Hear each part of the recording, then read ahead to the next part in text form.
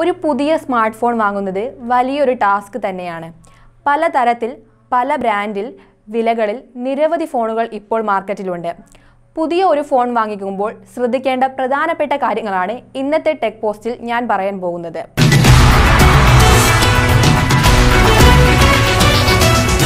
ഒന്നാമതായി battery life. Phone ഏത് സമയത്തും ചാർജിലോ പവർ ബാങ്കിലോ കുത്തിയിരിക്കാൻ നമുക്ക് കഴിയില്ല. അതുകൊണ്ട് താരതമ്യേന ബാറ്ററി ലൈഫ് കൂടുതലുള്ള ഫോൺ വേണം വാങ്ങാൻ. നിങ്ങൾ നിരന്തരം വീഡിയോ ഗെയിം കളിക്കുന്നവരാണെങ്കിൽ, മൊബൈലിൽ സിനിമ കാണുന്നവരാണെങ്കിൽ, നിരന്തരം സോഷ്യൽ മീഡിയ ഉപയോഗിക്കുന്നവരാണെങ്കിൽ മിനിമം ഒരു 4000 mAh ബാറ്ററിയുള്ള ഫോൺ തിരഞ്ഞെടുക്കുന്നതായിരിക്കും നല്ലത്. അത്ര ഉപയോഗമൊന്നും ഇല്ലെങ്കിലും 3000 mAh മുതൽ 3500 mAh ബാറ്ററിയുള്ള ഫോണെങ്കിലും വേണം. മറ്റൊരു കാര്യം മെമ്മറിയാണ്. ഫോണുകൾക്ക് 2 തരം മെമ്മറിയുണ്ട്, റാം, റോം.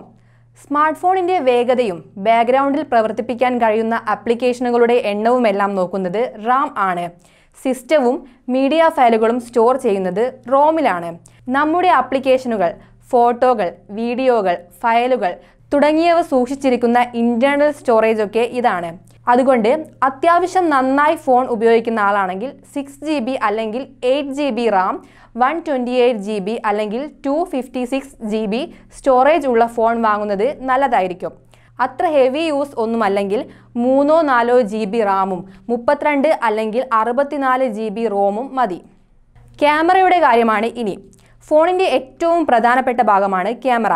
സ്മാർട്ട് ഫോൺ വാങ്ങുന്നതിന് മുമ്പ് ക്യാമറകളുടെ എണ്ണം, അപ്പർച്ചർ വലുപ്പം, മെഗാ പിക്സലുകളുടെ എണ്ണം, hybrid, auto focus, optical stabilisation, manual മോഡുകൾ, സ്പെഷ്യൽ ഇഫക്റ്റുകൾ, യുണീക്ക് സെൽഫി ഫീച്ചർ തുടങ്ങി നിരവധി ക്യാമറ ഫീച്ചേഴ്സ് നോക്കാനുണ്ട്. കൂടുതൽ മെഗാ പിക്സൽ ഉണ്ടെന്ന് കരുതി ഒരു നല്ല ചിത്രം കിട്ടണം എന്നില്ല. അതുകൊണ്ട് മറ്റു ക്യാമറ ഫീച്ചേഴ്സായ ISO, അപ്പർച്ചർ എന്നിവയെല്ലാം നോക്കണം. നമ്മൾ അധികം ശ്രദ്ധിക്കാത്ത ഒരു കാര്യമാണ് operating system. Mobile operating system അഥവാ മൊബൈൽ OSലാണ് സ്മാർട്ട് ഫോണുകൾ പ്രവർത്തിക്കുന്നത്. ആധുനിക മൊബൈൽ OSകൾ മൊബൈലിനെ കമ്പ്യൂട്ടറുകൾക്ക് തുല്യമാക്കുന്നു. ആൻഡ്രോയിഡ്, iOS, വിൻഡോസ് ഫോൺ തുടങ്ങിയ OSകൾ ലഭ്യമാണ്. ഏറ്റവും കൂടുതൽ ഉപയോഗിക്കുന്നത് ആൻഡ്രോയിഡ് OS ആണ്. അല്പം യൂസർ ഫ്രണ്ട്ലി ആയിട്ടുള്ള OS വേണമെങ്കിൽ ആൻഡ്രോയിഡ് ഓപ്പറേറ്റിംഗ് സിസ്റ്റം യൂസ് ചെയ്യുന്നത് നല്ലതാണ്. ഈ പറഞ്ഞ കാര്യങ്ങൾക്കെല്ലാം അപ്പുറത്ത് നമ്മൾ തീർച്ചയായും നോക്കുന്ന അല്ലെങ്കിൽ നോക്കേണ്ട കാര്യമാണ് ഫോണിൻ്റെ വില.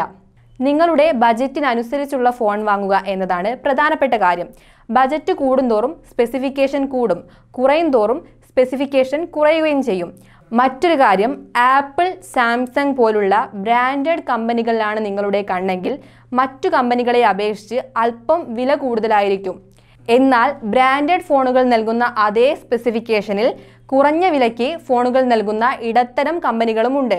മികച്ച service, resale value, customer review എന്നീ കാര്യങ്ങളൊക്കെ പരിഗണിച്ച് വേണം ഇത്തരം ഫോണുകൾ തിരഞ്ഞെടുക്കാൻ.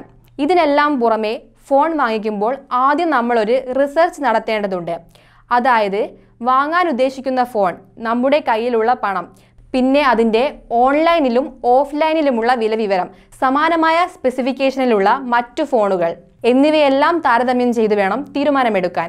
എന്തെങ്കിലും കൺഫ്യൂഷൻ ഉണ്ടെങ്കിൽ താഴെ കമൻറ്റ് ചെയ്തോളൂ, നമുക്ക് പരിഹരിക്കാം.